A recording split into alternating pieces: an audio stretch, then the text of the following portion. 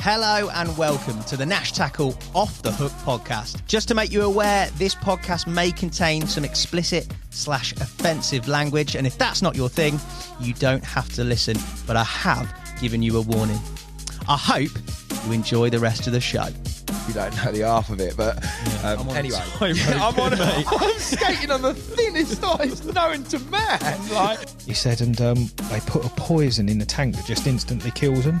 He went, and we've run out of it, so we cut their heads off with shovels. Suddenly, bang! The whole boat exploded. Take your sort of 8-inch long piranha and imagine that at 4, 5, maybe 6 feet. I said, I've revived your dead fish. F off, he said. You haven't. That was just humongous. It was... I couldn't believe what I was looking at. I'm just battling this fish out in the pond. I know it's a black man. I'm saying I'll never be a naughty boy again. If you catch fish and you return them to the water, then you are my brother. Jacob Worth, Bradley Chambers, welcome to the Nash podcast, boys. How are you? Very good, thank you. All in unison. In unison. We're in sync, aren't we? It's hot in here, mate, again. You look like in sync, to be fair, mate. You've got your old leather jacket out. You've got your bobbly hat on, mate. Yeah, it's getting cold now, isn't it? In here, it's like a sauna in We're here. off to a festival after this. You look like you're off to a festival, mate. We're going to talk all things The Docs. The video is now available to view on Nash TV. If you haven't watched it, shame on you. Go and watch it now. But we're going to talk a little bit about, with you, Bradders, the filming process, the editing process, Jacob, the actual fishing, some incredible fish caught from I'm going to say, interesting location, mate. Which Not we'll your talk kind of about. venue, is it, Hassan? Definitely not my kind of Your venue. idea of hell. No. But first and foremost, what have you been up to recently, boys? What have you been doing? You've been on the podcast loads, Brad. I was in the other day. Couldn't believe it. You're like a full. Said a few words and that was it, wasn't it? He is a man of few words. Say Man, the a same few again words. today. What's the saying? Say less than you know, show less. Something like that. Some coffee What have saying. you come out with there?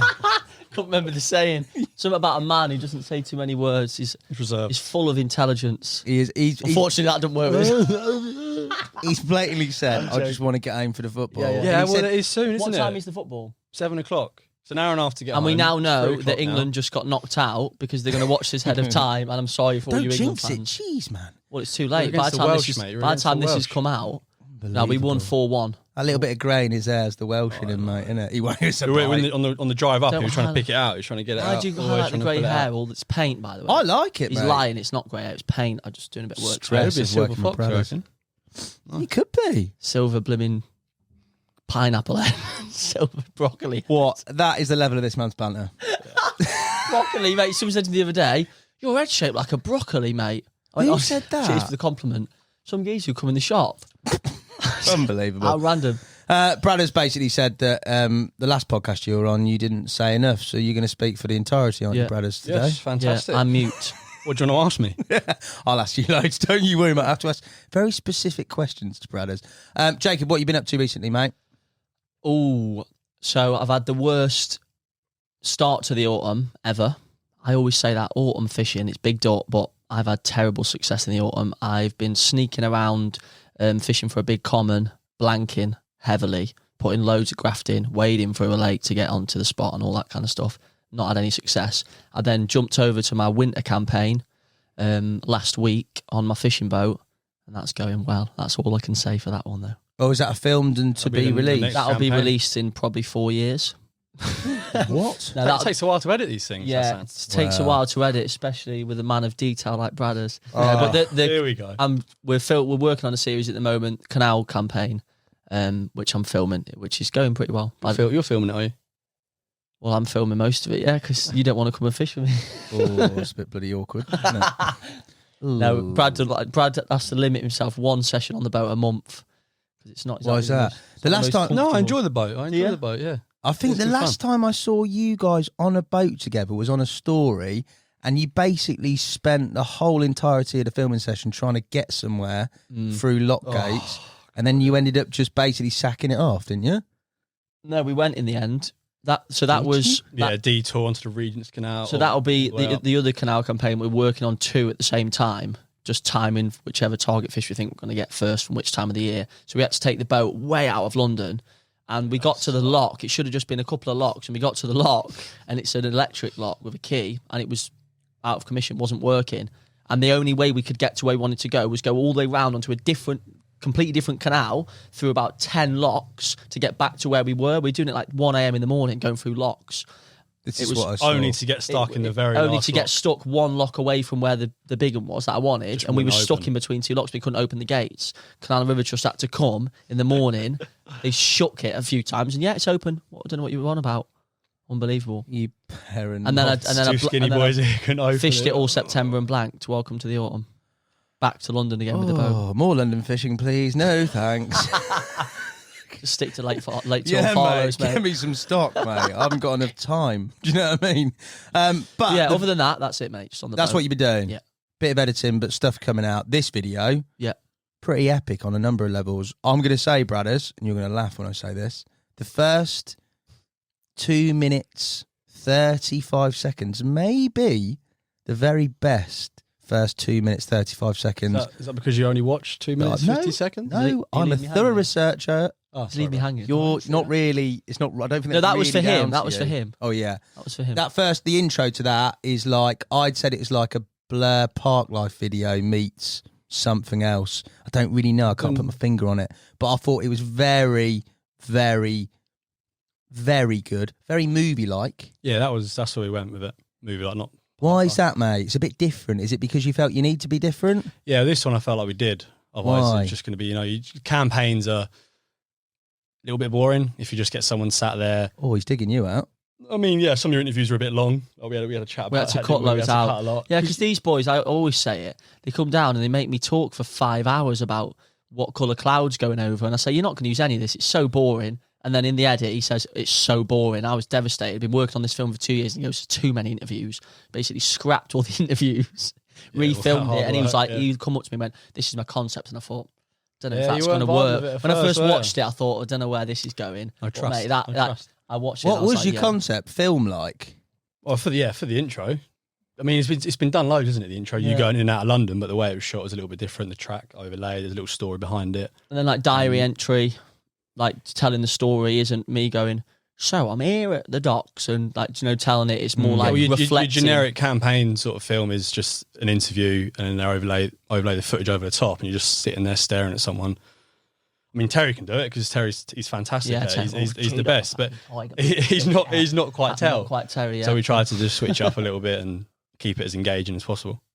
I thought it was really good, mate. I thought it was different. I didn't know if you felt the pressure to be a bit different because off the back of Orellana and other videos, they have been, to be fair, even the social, like they've all been quite different in the way they've been edited and come across, haven't they? They haven't been, which I know what you were saying at, which is you sort of man sees venue, puts bait in, catches big fish, job done. Yeah. Have they? Yeah, I'll say it wasn't pressure from the Orellana. I was more inspired by Orellana. Like, all right, we can do this. Orellana was outrageous. It was by the way. outrageous. So we can do I thought this. that So was let's the best film I've ever seen. do our own little version. Obviously not on the scale of Orellana. We're in London, but He has mugged you off Everyone's so just digging hard. me out. I'm not mugging you. I'd say it is a mad venue. To be fair, Honestly, First time I'm I going to saw it. cry in a minute. He said you're not Tell. I'm not Terry. Fishing rubbish venues.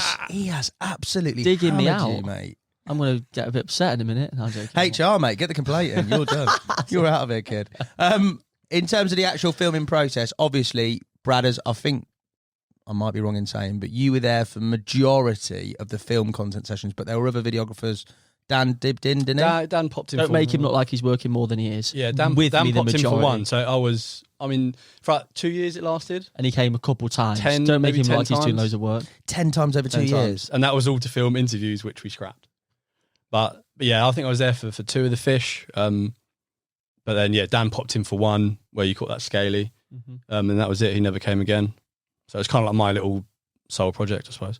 For you, Jacob, the actual campaign, obviously the dock, why that particular venue? Why in the winter there? Did you have intel on it? Did you have any previous on there? What was the rationale behind that? So I'll try and keep this one short, talking about long interviews. Oh, here we go. What the clouds do. Yeah, I got to be out soon, mate. So as a quick summary, a mate of mine was fishing in the winter one year at this place. I didn't have any clue about it. This was a long time ago, maybe 4 or 5 years ago. I'd only been in London a few years in terms of fishing as well. And he said, I'm catching these fish out of this big dock. And it was freezing cold. I was thinking, yeah, that's mad in this weather. And he said, I'll come down. And at the time I was still dancing, so I was doing a show. And when I finished in January, I went down with a pot of pop-ups, a rod and a bed, and just went down to him just for a social. And I ended up just flicking out and catching 6 fish, like 3 upper 20s, like deep water in the middle of winter, just sick battles with nice carp. And I was like, that place is unbelievable. Absolute runs water, mate. Like unbelievable. I knew it wasn't high stock because like a few of the like bailiffs kind of like lads keeping an eye on it. They said like there's probably 40, 50 carp in there. How big is it in collective? Like, it's hard when you see those shots because you've got the Thames next to it. It's quite hard to summarise how big that is. Isn't it? Yeah, maybe 40 acres maybe. 40 and it's deep. How deep? Up to deepest about 28, 30 foot. And Okay. then you got like 20s on average. So yeah, I was like mind blown by the place. But then the bailiffs were like, oh, that's the biggest in there, them 27s, there's no 30s. And I thought, I'm not going back there then. I've done well. Anyway, that was obviously a lie. They have grown a lot. All them fish will be 30s now, but there wasn't any known big uns. So I left it for a year or two. And then I'd heard a rumour. Jack Barrett, you'll know him. Yeah. Yeah. He's a consultant for Nash. And he caught this 40-pound ghostie out of there that no one, like, I'd never heard of that. No one really talked about it before. And there's rumours of it coming from the Thames, rumours of someone taking it from a local little pond and putting it in. And then it's just grown massive. And Jack had it.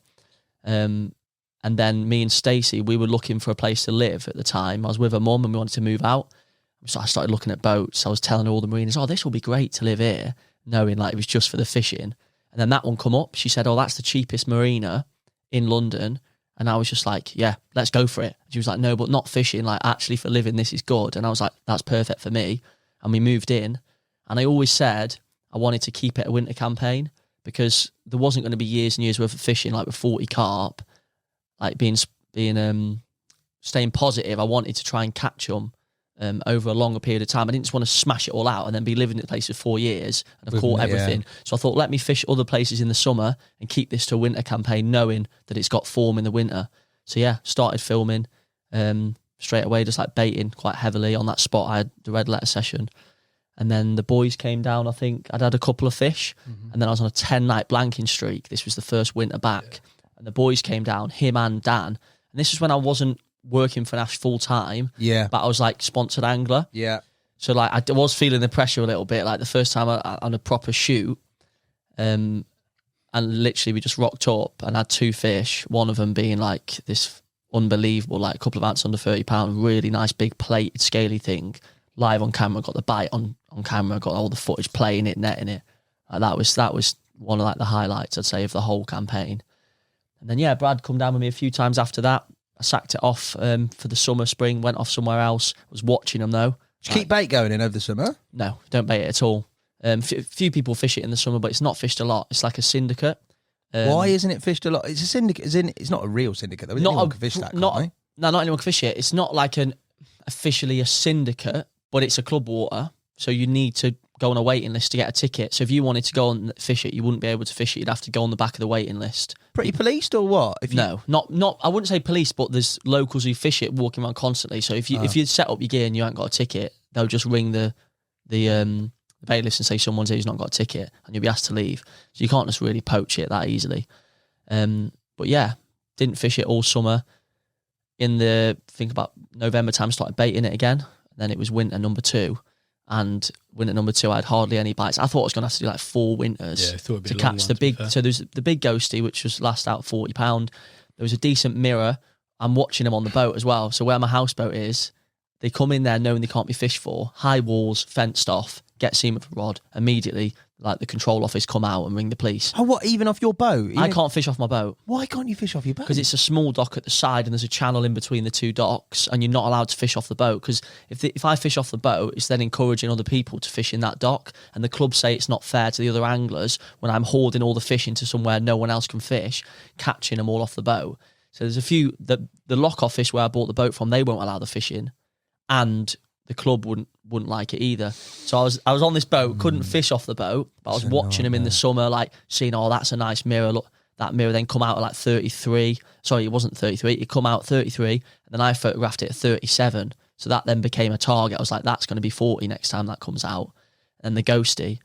And then, yeah, second winter, Brad come down a few times, didn't you? Didn't really catch much though, so just filmed like just generic your B-roll stuff, like setting the scene. And then I only went on to having like 3 bites that whole winter. I had the ghosty. I could talk about it. It's already out, right? The video's out. Video's point, out.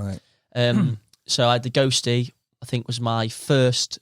Was it the first bite? It was the first bite. Don't kill the weight of that because we'll talk about that in detail. First bite. Massive. First bite of the second winter, and it was huge. Biggest ever weight.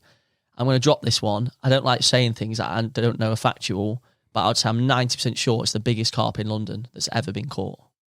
I don't know. On film? No, ever. I don't know of any. Ever? I don't know of I can't say the weight, can I? I don't know London well enough. I don't know anyone, and obviously I know a lot of people in the carp fishing scene in London. I don't know of a fish that size coming out. I've heard of one, never seen a picture, and it's not concrete, and it was spawn bound. I don't know of any others, even on Walthamstow, nothing quite that big. So that was obviously sick. And then I had a little scaly somewhere else, and then the very next bite after that was the mirror that I said I photographed at 37, and I caught that as well. And that I just said there, I don't think I'm going to top this. I could do another 50 nights, catch a few of the other carp. There isn't any of these rumoured monsters that I've not seen with my own eyes. So this is a chapter closed for me. Time to move on. And then I've not fished it since. So it's kind of compact in a way, but spread over time. And it was great fishing. Like, I think middle of winter, freezing cold, and you're playing carp, like 20 foot of water underneath you, thinking like, what is this? Because there is like an element of mystery. Yeah, you never know. There's rumours of... Especially when that ghosty came out at the weight it came out at. Yeah. Any of them. And all of them now are bigger. Like, Why do you think they're piling on so much weight? I don't know. It's mad. I've got pictures of fish. What? 8 pound. Scopex Squid, How fillet much in how there. much you put in? You put a lot in. He just looked at Brad, which can never be good. I was putting about 5 kg a week in. Right, so not an extortionate amount. Not crazy. I'm guessing amounts. there's bream and lots hell of of a lot bream. of bream. Lots of bream. But they're growing big off naturals because when the Thames rises up, the water comes into the dock. Do you reckon that's how they've got in there?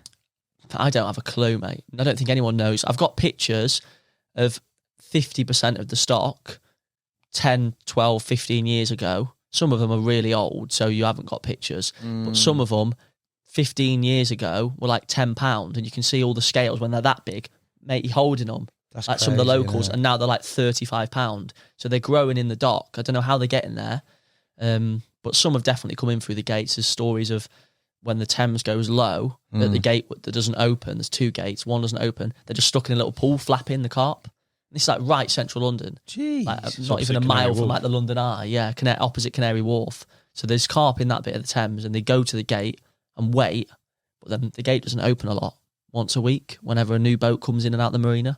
So no one knows, and that's what makes it so so sick. I'll give you that. Brad, as for you, you filmed in some pretty incredible places in your time. Yep. The dock, mate, what did you first think of it when you went there? Yeah, I didn't know what to make of it at first. 'Cause that's probably the first time I filmed in inner London. It was just barren, wasn't it? I got there, it's big, barren.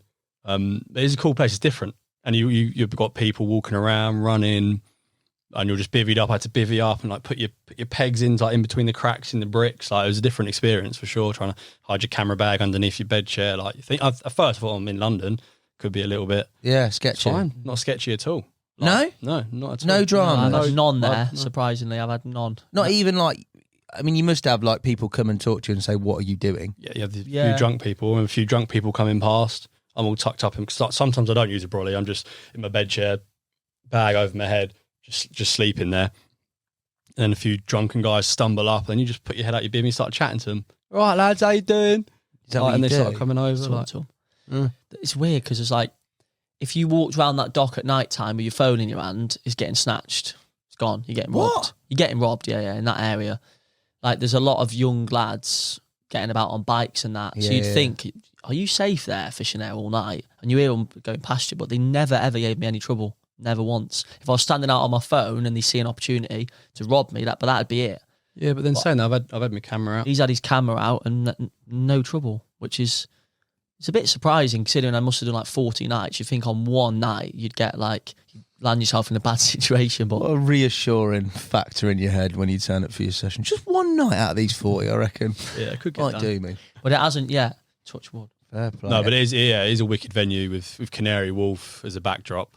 Yeah, it's nice. It's not Stunning. that barren. It's not like a massive open plain of No, it's nothingness. just a big The rectangle, city's right, isn't it? right in front of you. There's boats in front of you. Then there's a rectangle. I think it's sick, mate. I absolutely love it. You like it because of the concrete and the goings on, though, don't you? Like the housing, the I just think skyline. it's mega, mate. When you get a bite there, Yeah, I suppose there's that mystery just- factor, but it's essentially just a massive swimming pool, isn't it? Yeah, in a way, it's just a big long rectangle. But then, like you say, you have got Canary Wharf, you have got the boats. Yeah. So there is a little bit of something to it. The actual, you said there it's deep, it's pretty, I don't know, relatively sort of 20 foot throughout consistent. For you, when you looked at it as a prospect to angle for that winter, obviously you had some success and you talked about that in that specific area. Yeah.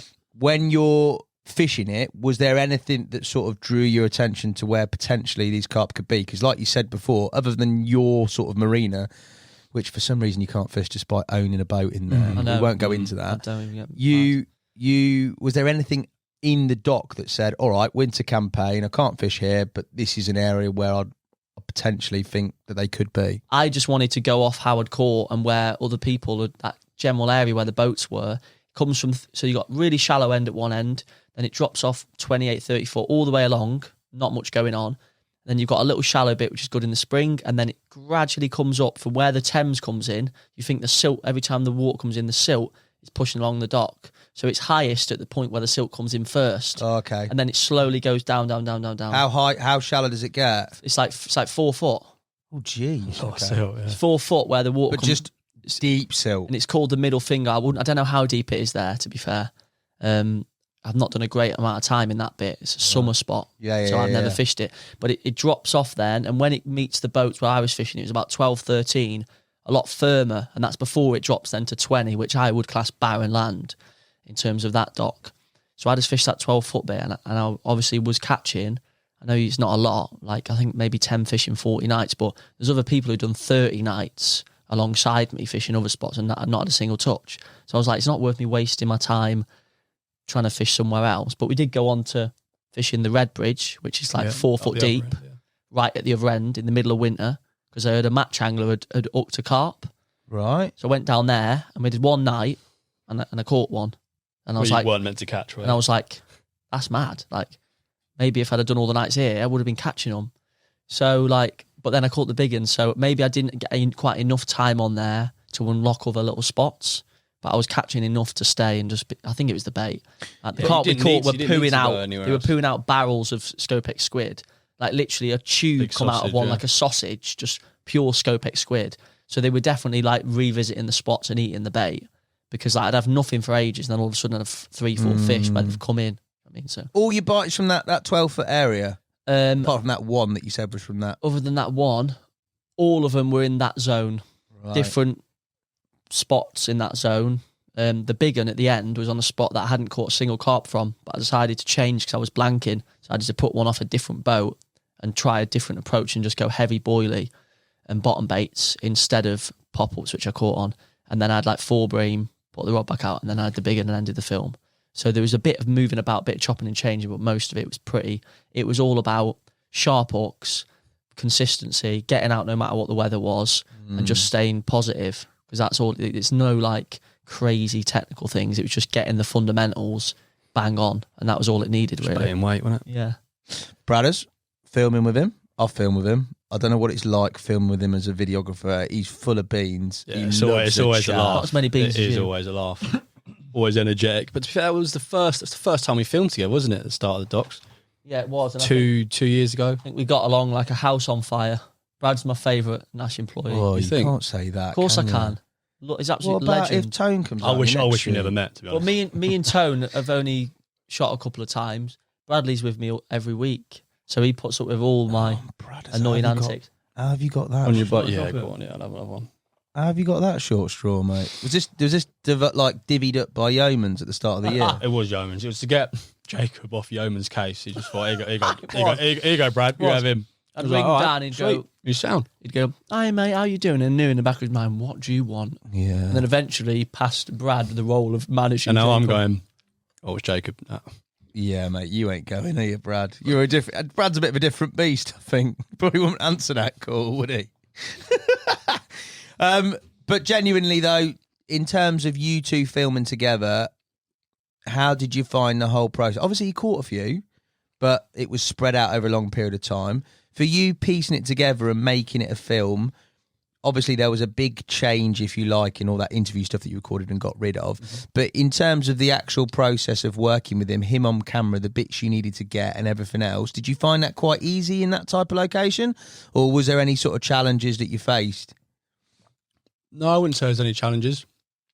I suppose we filmed most of it on your boat, didn't we? There was a lot. So I was probably only there like 10 times, actual filming sessions. But then when I look at the edit, right, I need this bit, I need that bit. I was back and forth to London when we sit in your boat, both notes of paper, trying to write down what we need, voiceovers and stuff, and trying to get that. And that's when we were both in the boat, like that was intense, man. In each other's heads. No, I want to do it this way. No, I'm doing it this way. And this wasn't that long ago. Oh, no. So you were trying to tell him how to edit it?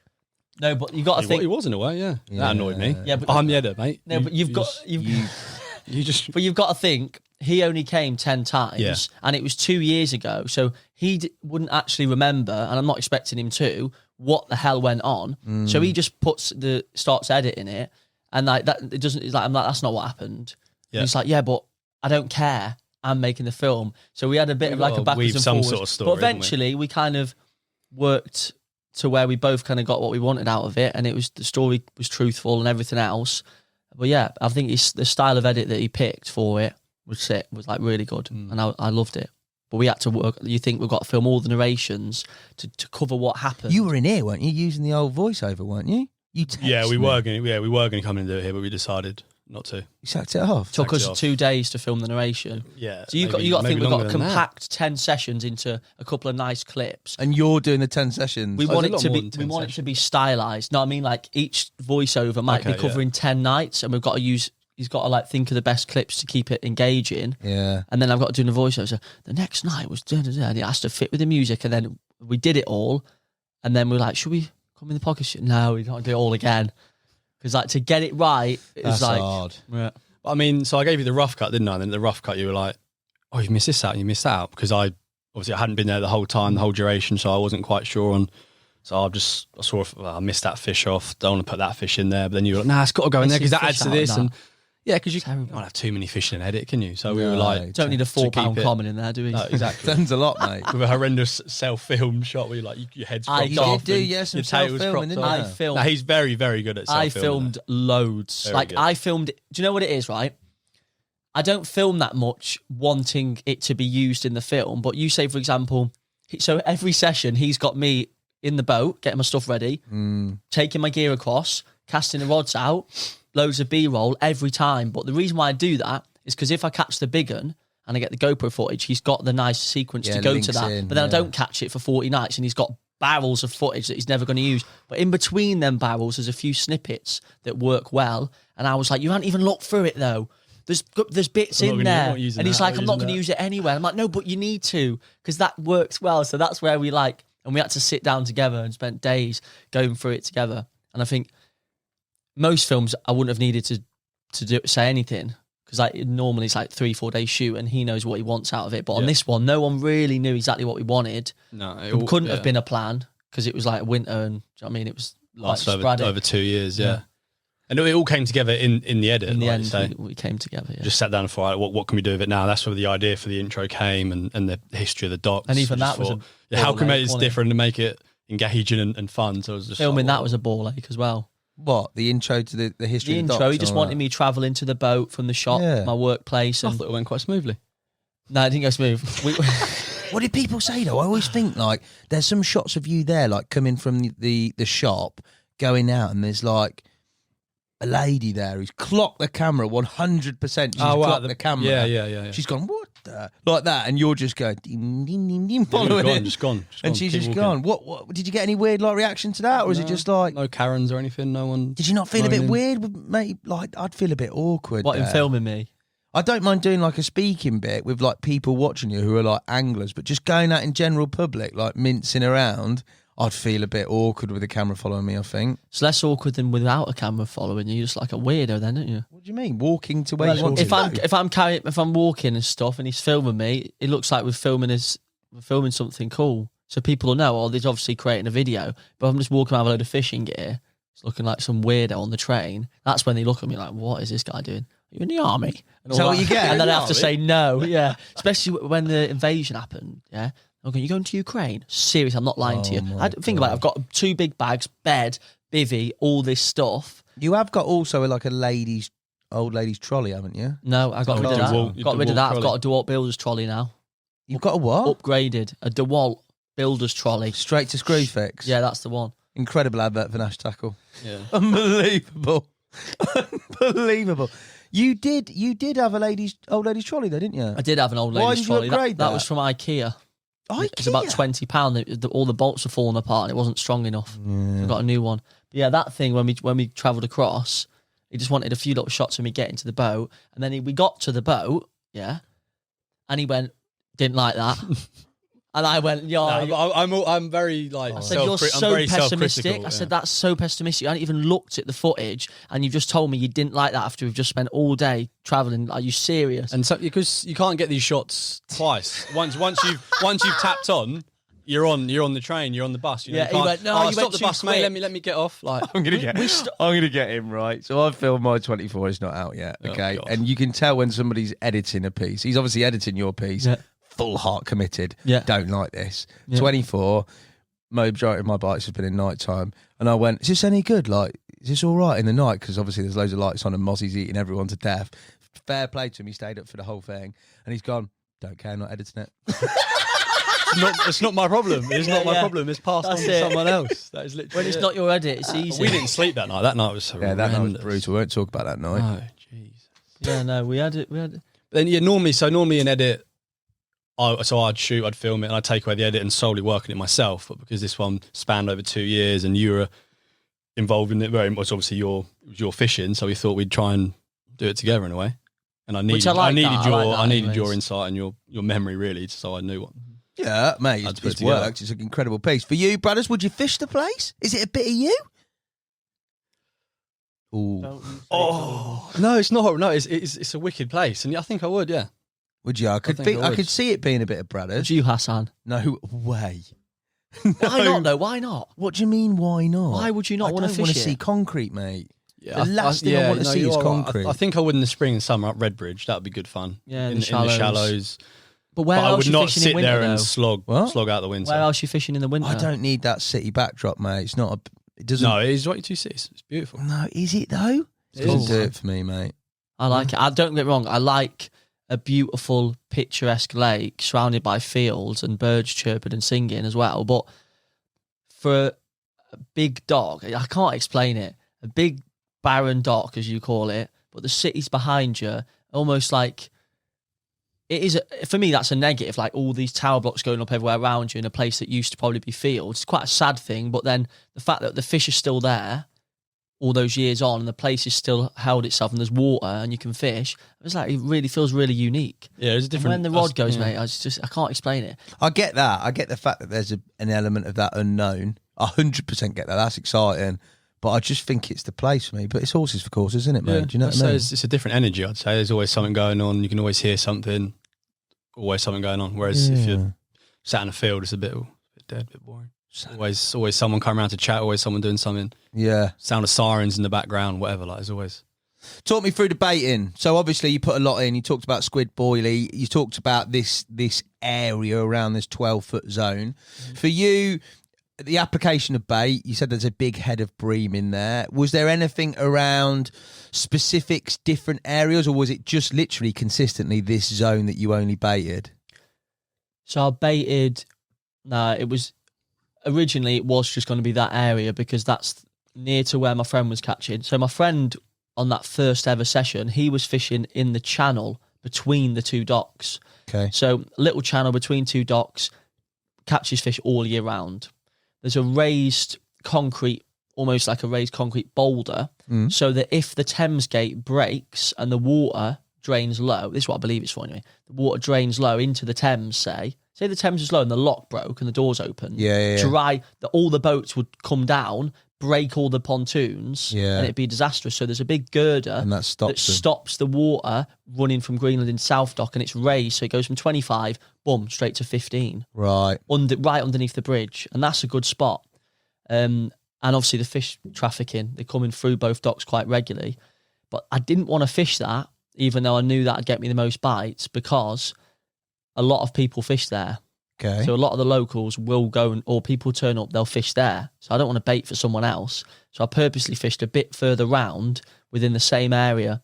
And I was just baiting like every couple of days around the time I was fishing it, all around the boats. And I knew they'd get on the bait. Size of bait or just boilie, but big uns? All 15 millers. All 15 millers. Bream bait. Don't like big, dirty boilies. Go on a bream. Don't even like fishing with boilies at all. How many breams did you catch in this campaign? Not that many, really. No? Wasn't too bad. He's just looked at you saying, no. You had 4 or 5, didn't you, before you caught that big one? Yeah, but it wasn't. I mean, yeah, I'll be third one. I'd be right. I sit rod up in the bivvy. He Good said, night. no, that's actually quite funny. He said to me the second winter, he come with me on the first night of the second winter, and I'd had 4 bream, and he could hear me up and down. He was obviously half asleep in his bivvy, but he could hear me doing stuff all night, and it was me bushwhacker in rigs back out, tying new hooks, getting them back out again. And he went, mate. Do you bushwhacker in? I was in the second winter to get more accurate under the boats. But yeah, so that's that. First year I was just flicking them. But then he said to me he had to leave at like 6 to get to work. And he's literally said to me, mate, I would have shut the rod on the bivvy by that point. If I had 4 bream, and then literally, beep, went off with a carp. I was like, and that is why I don't. No, you are relentless in that. But Fair play. I didn't have that many. In the winter, they're not too bad. One summer, I missed this bit out.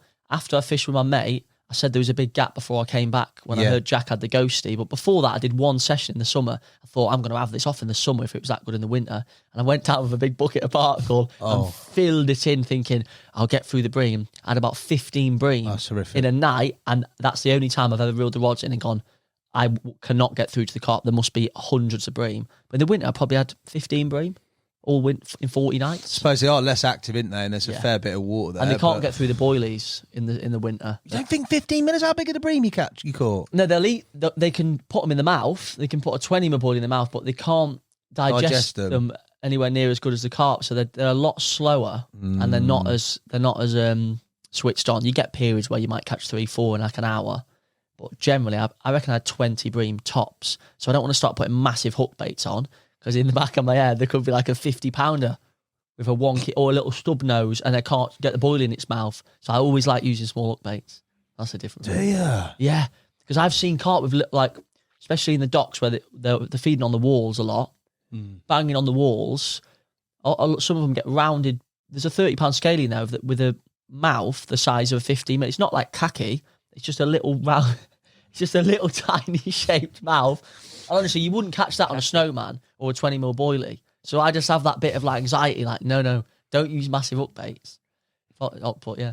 To be fair, I've not tested the theory. Oh, no, I haven't tested the theory. I should have tested the theory. Khaki.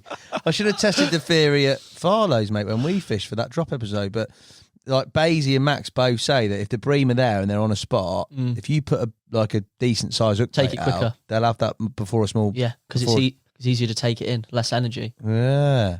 So, yeah, well, fair dues. Rig-wise, obviously, mate, you're shipping out into the middle of a dock. Yep. It is whatever it is in terms of the bottom. You don't really know, mate, what could be down there. There could be all sorts, could there not? It's pretty stagnant, isn't it? No, well, whenever I'm fishing somewhere, if it's like a long, drawn-out campaign, I always drag a lead through the swim many, many times until there's nothing down there. Like you can feel when you come, if it's like, oh, bag, oh, I've hooked a can. But it got to a point where there was nothing down there. It was just a nice drop every time. Never on the retrieve would I bring mess in. So I just fish really simple, low bead, just so as allow a little bit for the lead to soak into the silt. Pop-ups generally, bright ones, brown ones, whatever, didn't make a difference. And I did start using bottom baits in the second winter as well, which I caught on. So yeah, just keeping it simple. What was your pop-up rig? Ronnie? Yeah, just a Ronnie. Go on, both Ronnie. years, nice and simple. Too easy. Bradders, for you, with regards to watching him fish, and Learned nothing. What? Learned nothing. Yeah. Did you not?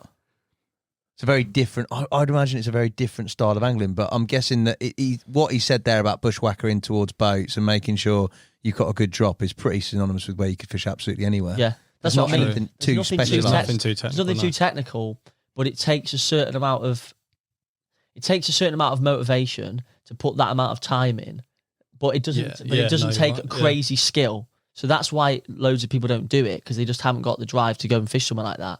But I'm not saying it's mad technical and hard and sneaking out in a boat and dropping it on the edge of a weed bed and all that. It's not that. It's just boom, boily. Yeah, it's just more mental stuff, I suppose, and how you can keep going back, keep getting through the bream.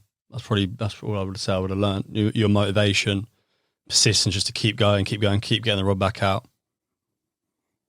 Yeah, was the sort of key to it, and essentially you're mad enough to carry on. Fair play. With regards to you and the actual, I know you had some boat dramas, mate. You said you got the boat, and you said that obviously your boat was pretty much, well, in the sort of the dock, but in the bit that you can't fish. Mm-hmm. But when you got the boat that you filmed all this audio off, it was a bit of a nightmare, was it not?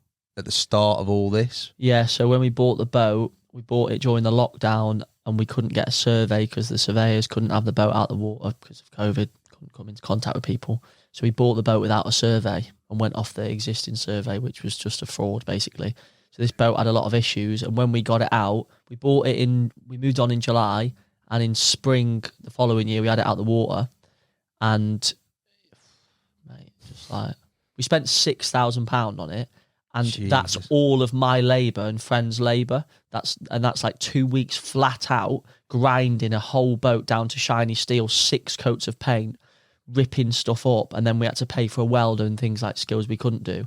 If we'd have paid it, it cost 20-30 grand, the work we did on it. So it was like a massive disaster in a way, but eventually we got it where we needed to get it to, back in the water, and then obviously it was all about the fishing. I treat it as a bivvy, basically. Mate, it's mega, I think, to have a little boat in there. Yeah. Brad, has the boat, is it Nick Elliott regenerated on the Thames, but Jacob style? It's a lot bigger, isn't it, your boat? No, it's a small houseboat. It's a small houseboat. It's not like a proper. It's not a little fishing boat. You're thinking of my little Kingfisher. Little Kingfisher. Where did that go? I've still got that. That's what I'm doing the canal campaigns on. Oh my god, it's So two this is the boats, big double one. You boats. walk in, you got Two like a boats, little. yeah. Oh my god. This one's not big, but it's a live You're on. like Dan Blazarian, mate. 2 boats. Unbelievable. I thought it was the same It is a nice one. boat, isn't it? No, I couldn't live on the little Kingfisher. I thought you'd upgraded. I couldn't live on that. That's awful. I didn't realise you still had the little one and this new big one. Yeah. Catching. We talked about the first fish that you caught. Obviously, that first session where you had a load and you had it off and it was mega, and that sort of inspired you to take on this campaign. Mm-hmm. The first capture on there, obviously, the start, that mega scaly one, I think you referenced. That was as when well. we come back to Lovely film. one, yeah. Was that the first one you saw, Brad? First one I saw, they and that's when Dan came with me, and that was on the back of the shoots before that were going horrendous. We were just getting can shoot after can shoot, and we were just like, oh, we're now going for a shoot with Jacob. And was it November? When was it? November time? No, December time. 14th Thinking, of December 2020. It was just to get the main interview memory, down. So you're thinking, we'll go do the interview. And we'll do 2 nights, but probably won't catch. And I've done 10 night blank. 10 night blank, and then you had And it I off. said to him, I've done 10 nights for nothing, boys. We ain't catching nothing. No. We had 2. And we saw that, and we were like, we were all gassed, and we were all just like, What, that scaly one? yeah, when he came up and rolled, and like, we didn't even get a return on that one, did we? We had a camera set up to get the return. Let's not talk about this. And then we both set up tripods because we just wanted. Me and Dan were just like little kids, trying to get the same angles and just take photos. Like, because we were up on because you were down the steps, weren't you? Down. Yeah. So we were like literally looking down on you, and he was releasing its flank up all the scales, and we were like little kids, just trying to get all these shots. And our cameras just weren't set up right, and he moved a little bit, and so we ended up getting no release, which you were fuming about when we looked at the footage. You were like, "Where's the release?" I was like, "Yeah, we kind of messed it up, mate. We didn't actually get a release. One job. One job. We were just too busy taking photos, and we looked back and we were like, oh yeah, I didn't get that. One job. Didn't get that. Do you know what I mean? Literally caught a carp in a barren dock. And it was a proper nice carp as well. And these guys are I don't think it's barren. I don't like that word. No, I suppose you two upsetting me. Yeah, no, it's a bite every time. I suppose the makeup of the lake, it's just a big long rectangle, and it's barren, very mate. deep. It's and not barren. You say barren in the edit. Maybe I did, yeah. I take that back. I don't think it's that. I said, No, I didn't say it was barren. I said it was big, when I barren. first went there, it looked big and barren. But it's got a little gym with a canoe club with a little raised bit that comes all the way up into 2 foot of water, and you can see the carp feeding on it in the spring coming up. It's not just a big drop 30-foot zigs all the bottom. There's a lot of cool features in there. Bird tables with little raised bits. It's cool, man. Stop putting it down. No, I'm not. On first, You've said on barren face 4 value, times. it was a little bit barren when I first saw it, but then I grew to love it. I'm and joking. It's a It wicked place. is a wee bit barren, yeah.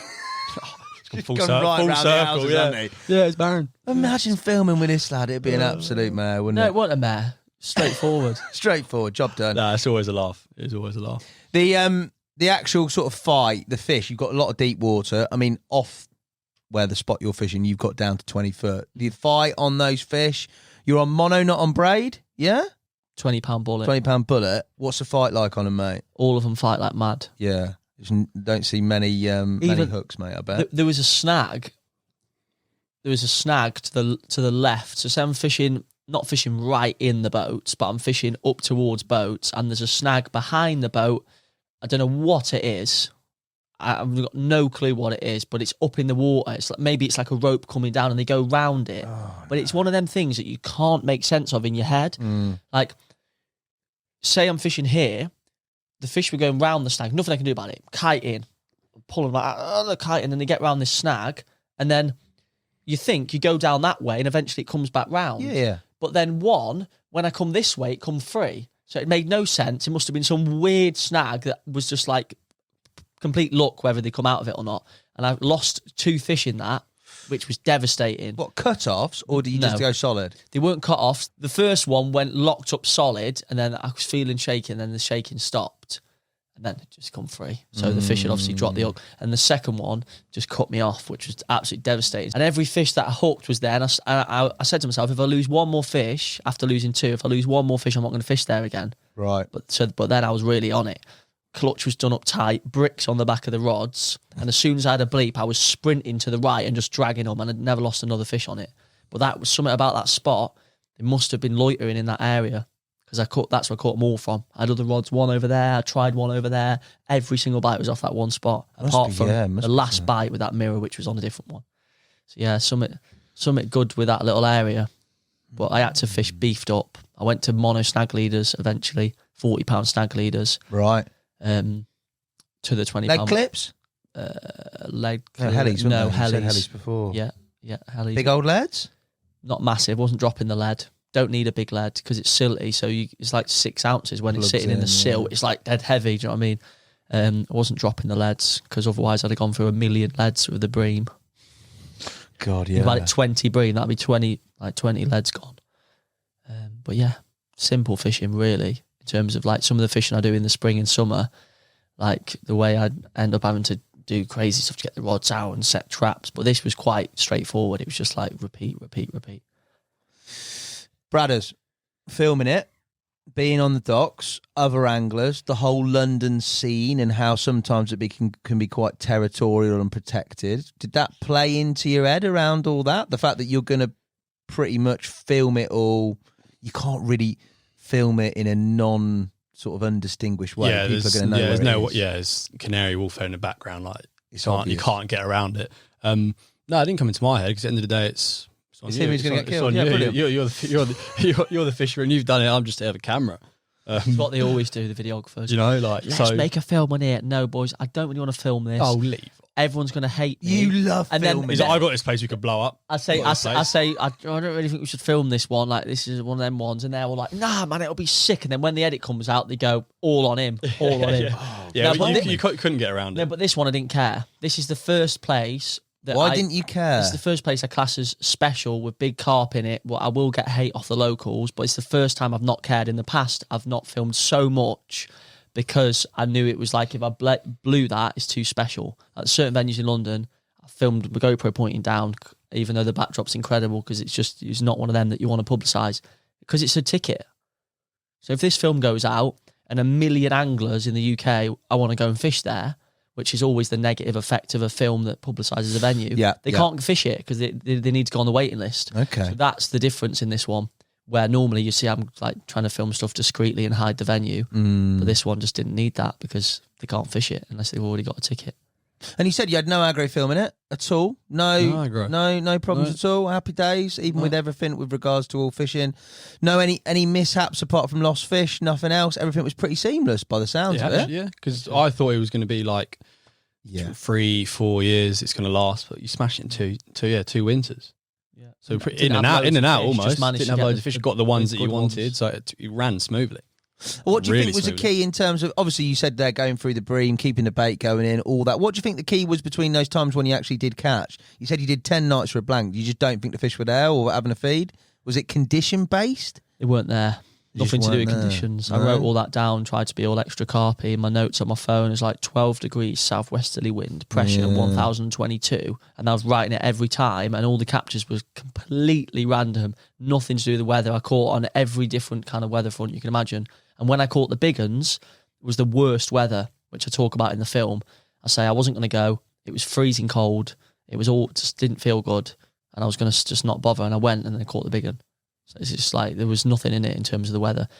People said in the past, big southwesterly in the middle of winter, when the water crashes into the boats, it churns it and it goes wild. But I fished on that front loads, never caught.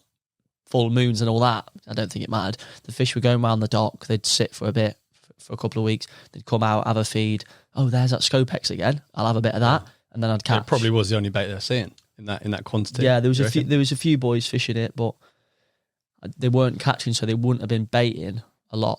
I was going to say, what about other anglers? How was that accepted? Did you keep it quite quiet in terms of, obviously you kept it quite quiet in terms of where you were baiting, you said before about with regards to that, but did you keep quite quiet in terms of what you'd caught? Because obviously you had a couple that first year and then you're going back. How did you sort of, because I know it's a bit of a network thing with regards to people that are fishing it. People like to talk, but I'm guessing you have to protect what you've got going.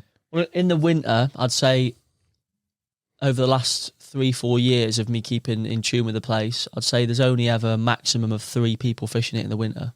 4 at very tops. And that's that chocolate. Nice, it's in your teeth, mate. That's the last one. That first winter, there was 2 boys fishing it that I knew, like kind of knew through Instagram and stuff. And we were quite open. It was quite funny because we almost like had a bit of banter with each other. One was fishing the channel, one was fishing the corner, and I was fishing towards the boat. So they can see me putting the rods out. I can't hide anything. Yeah. They can see me baiting up, try and be discreet, but eventually we're doing so many nights together because they were doing weekend nights. They were like working full time. Yeah. And they were doing Saturdays and Sundays, and I'd do the odd Saturday and Sunday with them. But what I didn't tell them was when I was catching. So we lied, all 3 of us lied to each other about what we were catching, and they actually just had a really bad winter. And I didn't actually catch anything, but I thought that they were catching because they were all being weird with me, playing the same game as me. Oh, I'm not telling you, but they actually hadn't caught. And in my head, I was thinking, what the hell have they caught? Yeah, want to know if they've had the targets or if the fish are on the bait and stuff. And in the end, I found out when I'd finished that winter and I found out they weren't fishing it the next year. I told them what I'd caught, and they went, "What?" Because I was catching them all in midweek. And then not telling them, because I thought if I tell them, imagine I'm not here. Yeah, they're there. Like, I trust them in a sense, but they might just have a little middle of the night, I'll try one on that spot. Yeah. So I didn't tell anyone. There was a bailiff, the Alan, which I really like, an Irish guy, and I told him about a few of them, because otherwise I knew he'd know, because he lives there. So if I lie about one, he knows I've lied about the lot. So early on, I told him about a couple, and he saw a few on the bank walking his dog. He was the only person. Yeah, and sound though. Sound legend. He wouldn't fish the spot because I lived there and he lived there. He knows if he was plotted up and I caught him, he'd be like, "Mate, why?" Like, so yeah, didn't tell anyone I was catching. And like even that first scaling one, that was like 2 years ago. I haven't even posted a picture of it or anything. So like, it feels really good now. The fact that I can just be like, that's what I had from all that hard work. How big was that scaly one, mate? Just under 30. Yeah, that's a mega fish, mate. It looks. Yeah, it didn't really matter the size, did it? No, that one was big scales sick. It's on like it. a big dink strain, like really cool fish. Nice. Let's go to the big one. A very, very big. That's a massive ghosty, isn't it? That is a massive ghosty. Yeah. Like, full stop. Do I know of another £50 plus ghosty? Yes, I must do somewhere, but not there, mate. Did you know that ghosty was knocking about? You'd said you'd seen it caught at, was it £40, 30? Seen it in South? I think, so yeah, when I did that first session, 2017, I want to say, yeah, when I had them 6 fish, that ghosty wasn't in there. It wasn't in there. And someone said there's a floating houses bit nearby where it's like there's houses with water, almost like Venice. Yeah. So they call it the floating houses. And there's water, and people say it got moved in from there. I'm not buying it. It's 2 foot deep. my friend Polish Matthew. Oh, the little Venice place is 2 foot deep. Yeah, 2 foot deep. Yeah. So I never bought that because Polish, my mate, said he used to fish there and he'd caught a few like mid-20s, biggest out there, and he said he never saw it. You'd see a 40-pound ghostie in there. So I don't think it did come from there. I think there's a rumour. Here we go. That Terry Hearn caught it. Oh, come on. He sent me a photo. And there's a photo. No. And we still haven't 100% confirmed it's not. There's a photo of Terry Hearn on the tidal Thames with a big ghostie. And there's a few... it looks a slightly different shape, but there's a few things that make... It's a completely different fish. Carry on. There's a few things like... Ghosties are the same. There's a split fin, there's a split peck, and then when I caught it, that's in the same place, there's like a pigmentation, like there's white healed. bits where it's healed, and the dorsal fin is in two, exactly the same. But I can't match the scales to say it is. But either way, I think it's come out of the River Thames. But there's a potential. I'll find that book, and I'm going to find out if it is that one. But I think it coming from the Thames. Terry. I'm the urban Terry. Terry. Someone else told me that. Someone sent me the picture. Said, mate, is this the one you had? But anyways, he got in there. Jack Barrett had it. Probably he was the first one to have it. Right. From what I know. 40, I think it was 41, 42 pounds. That is a massive ghostie, isn't it? Then it come out a few times that first summer on bread where it just doesn't know its surroundings very well. And then it didn't come out for 14 months. And then I had it for £50. What was the weight? £50, like... so I weighed it. So I had it at 4:30 p.m. on your little scales. I had it at 4:30 p.m. in the winter, so it's pitch black. And I called. When in the winter? What month? Give me a month. This was December. December, yeah. Loves a December bite. This place. This was December the second year, my first bite, and I called Dan and all the lads. Who's going to come down 4:30? Who's going to come down and do the pitch? And I weighed it with my digital Rubens. And in the sling, I think it was like 42 or 43. And in my head, for some reason, I thought, okay, so it's, 52, 53. It was 52, 53 pounds. You're losing £10 and putting £10 on it. Not sure what's going on here. It's just because I'm not used to saying 53 pound weighing a fish. But yeah, it was 52, 53, something like that. And I told the boys, oh, it's about 49, 48, 49 pound. I can't believe it. Thinking the sling's going to be £4. When Dan came, he brought proper Reuben Heaton scales, right? And we zeroed the sling wet and then weighed it, and he lifted it up. And you see in the film, Cam was on the floor because just me and Dan. He's weighing it with me. Pole, yeah. And I go, how big is it? And he goes, 50. And I went, no way. No way. And he goes, have a look. Lifted it again, and it was like literally 53 with zeroed scale, so just over £50. And I was like, no way. £50. That is massive. Like, it's not the nicest fish in the world. Like, that wasn't even the main target. The main target was one of these elusive ones, or the big mirror that I'd seen at 37. But yeah, £50, like, to catch, I don't know of a £50 carp in London. And I know now, I'd say I know 90% of waters, and I don't know anyone who's caught a £50 carp in London. Yeah, that is a massive fish, but also that is a ridiculous ghostie. Brothers, are you gutted that you missed the ghostie show? Not really. Not really. No, I'm not really a fan of ghosties. No. It's for the sheer size of it, and we were a ghostie. Put the phone down. No, I think you didn't answer. No, I did answer my phone. I think after the second or third time, when he keeps calling, I'm like, don't lie. He didn't answer. No, because I play along to this narrative that I call everyone and want to talk to everyone all the time. So I think it was a Friday, wasn't it? Was it a Friday? I'm sure it was a Friday, because I think I clocked off work early that day. Surprise. Oh, what time did you clock off? Yeah, Brothers? Surprise. Well, Kevin. It was 4 o'clock, wasn't it? Clocked off at 3, Kev, get rid of it. Yeah, and anyway. So at 9:30 a.m. I'm Friday. Work today, yeah. No, so I was on the train, so I was going out, and you called me and was like, I can't. So I was like, call Henry. So I don't know why I chose Henry, but call Henry. Henry's in London. Henry. And then you called Dan. Imagine the pictures you'd have got there. Yeah, that'll do. That nice and wonky lad. Unbelievable. But Dan came down. Yeah, Dan come down, yeah. Dan. Yeah. That was cool. Mate, it's a big old car. No, it would have been nice to be there, actually, just because we were always talking, it could be something massive in there. Think about it, we'd seen it.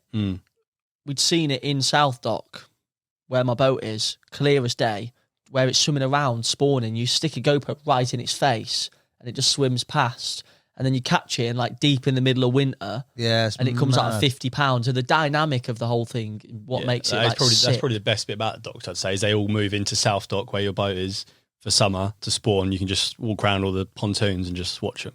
What's the Well, stock in have there? I seen this one? Have I seen that one? What's the stock in there, numbers wise? I think people say more, but I would say carp you'd want to catch no more than 40.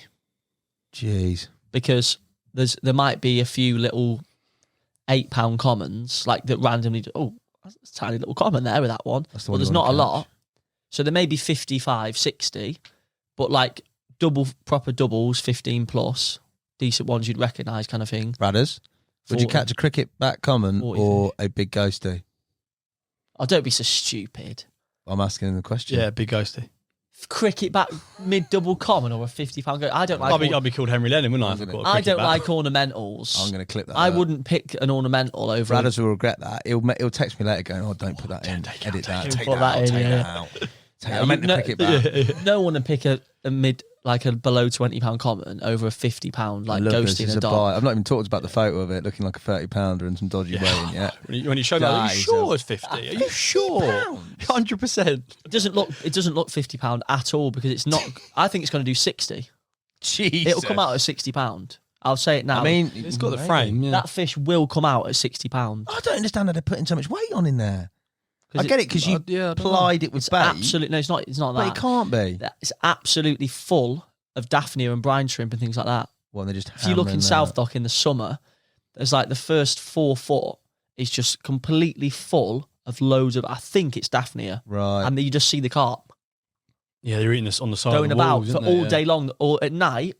Like me and Stacey would go to like shower at like 9 o'clock, and I'd take my head torch just to check, and they'd be like all of them like that in the dark. They can't be fished for. It's over a jetty. For the benefit of people listening to this podcast, Jacob's just motioned a carp So smell what was that like? in an incredible manner. Be like that. And he's sucking in all the Daphnia, and that's like pure protein and like pure fish meal, mate. That will, Hey, you know grow. about pure protein, mate. Last time I spoke to you, you were on the gains, Oh, mate, don't talk about that. weren't Don't talk about that. Big man. And that all went out the window. you? Has it gone out the I window? couldn't keep up with it. I spent about £600 on food. I put on about 2 kilograms, and it made me almost depressed because I've read about this.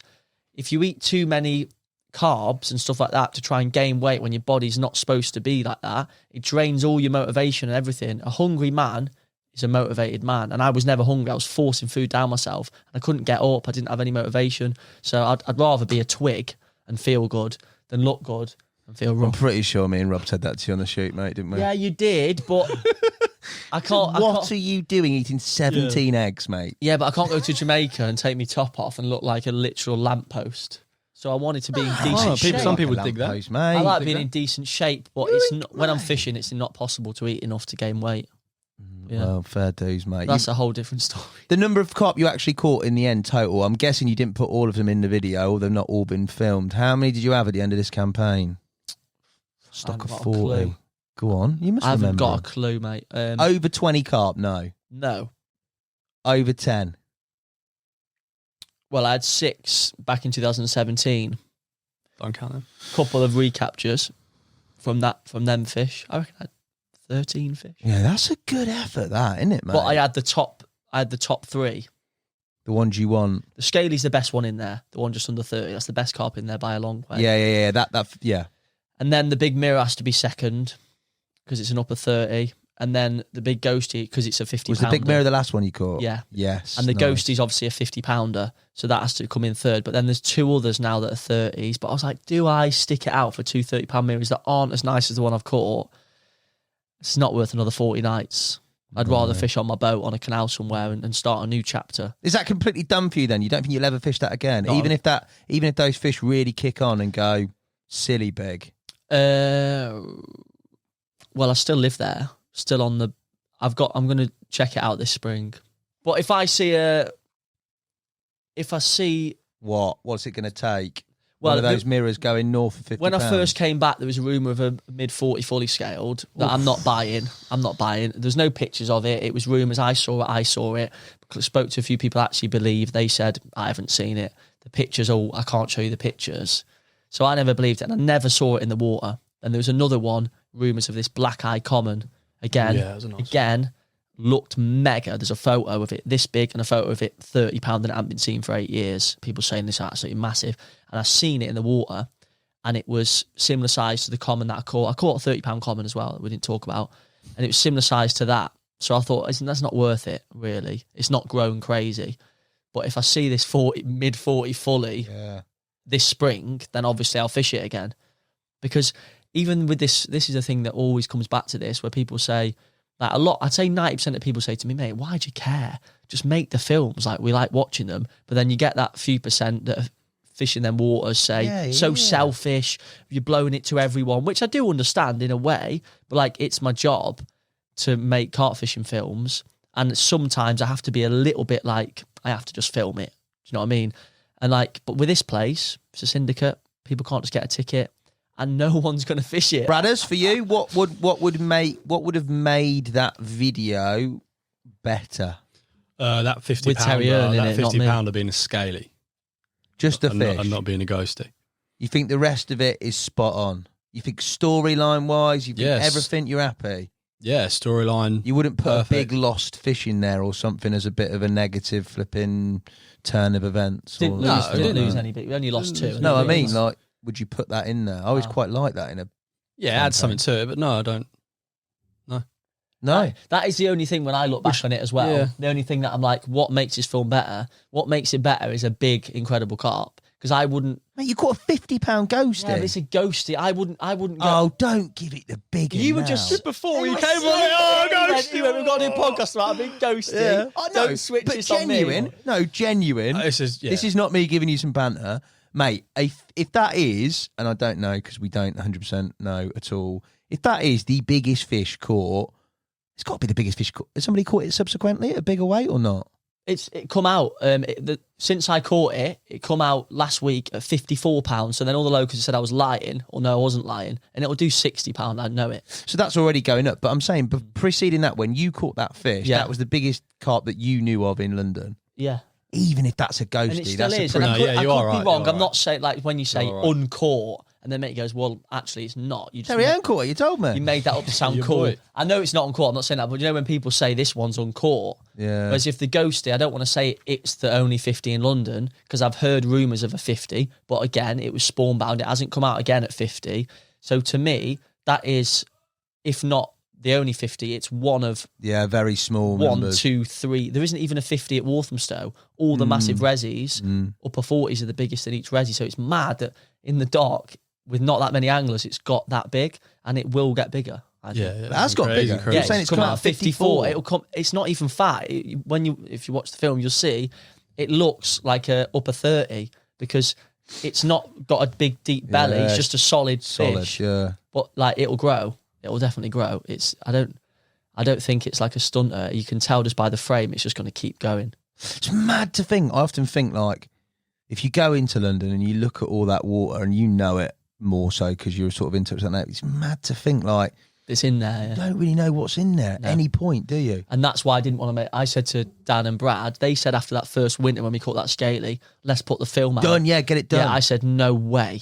Yeah, I'm not we'll see- ruining see my what own else is in there fishing. before No you blow way. it, I said, there's yeah. rumours of all these fish. You're crazy. But then I spent that whole summer watching. That's it. Right. So big ghosty, the big mirror. I took a picture of it in the spring of that second year. So when I caught them two, I was like, actually, how long am I going to drag this out for and make the boys come down and wait for this film? It's done. Yeah, like there could be this other couple of 30-pounders, but I seen it. don't know of any monsters. And if I see them, bread bombed them in the spring, mate. I'd have done that in a And heartbeat. you see them all in the spring and summer, don't you, in your dock? In I couldn't South bread dock, bomb them so- in South Dock. You can't bread bomb them in Greenland because they're never there. No, in South Dock, where your boat is. You couldn't bread bomb them there. Why couldn't you bread bomb? I'd just get banned immediately, and then I wouldn't be able to fish Get properly. banned anyway, mate. Put Yeah, this by the video sounds out. of it, yeah. with Yeah, guns. but say if I did it back then, Yeah, too if much. I could have caught that. I could have caught probably all them fish in a week at the right time of year, right next to my houseboat with a bread bomb. But I wouldn't have been able to make a film. I would have got banned immediately from the club and put my boat license at risk. Yes, I get from it. I the- get so it. so it was like it needed. That's why I picked it winter campaign because I don't like fishing all around London in the winter, so it made sense. Yeah, it's close to perfect home. I place think for it. hats off to both of you boys. Like videography wise, capturing it all, putting it all together in an edit. I know that was a combined effort. I thought it was absolutely brilliant. The way that was shot as well was brilliant. Yeah, It you was smashed it different. with that. The actual crux of going to fish that dock any time of year for me doesn't appeal, but in the winter especially ain't easy. and you've had an absolute mega result in terms of the fish. So I don't think you could get any better than that on paper, mate. You'd have snatched your brand off it at the start of play, wouldn't you? Putting all that together. Sure. So fair play. Those people who haven't watched it, you need to go and watch it in its entirety. It's a megabit film. Go and watch it. You guys, no doubt, well, you're already sort of corroborating on another piece of content, mate, aren't you? Oh, yeah. It's coming. It's coming home. It's coming Oh, yeah, talking about. Coming home, we've just lost to Wales, guys. I'm sorry about last week. I'm joking. He's getting real touchy about this. I don't like football. I'm going to lose half my followers here. I'm not into football, really. Going to lose half me followers. That's what goes through his head. No, Do you but know that's I what mean? everyone says to me when you say, when you slag off football, mate. You do don't know try half and of save it. carp anglers that will hate that you don't like football. You watch him on his story later. He'll be in full England kit just to put it on his giving it story to large, get a few more no, I followers. won't. Definitely won't. I don't mind the World Cup. I can get up for that. This is the World Cup, mate. I know it is. I can get up for that, but I don't watch. it's against I don't Wales as follow well. the teams. I don't know any of the players, but I watch it. I come to Nash for the final, and that was hilarious. Everyone was so sad when we lost. I was just like, right, we're gonna party now. Jeez. And on that completely unrelated carping note, We're off. The game's Jacob. coming. Thanks, Bradders. Thank you guys for watching and listening. I'll be back soon with another podcast. Until then, these two, Adios. the docs, get it watched. Thank you for coming in, boys. Thank you, Thanks for Hassan. having us. Yeah.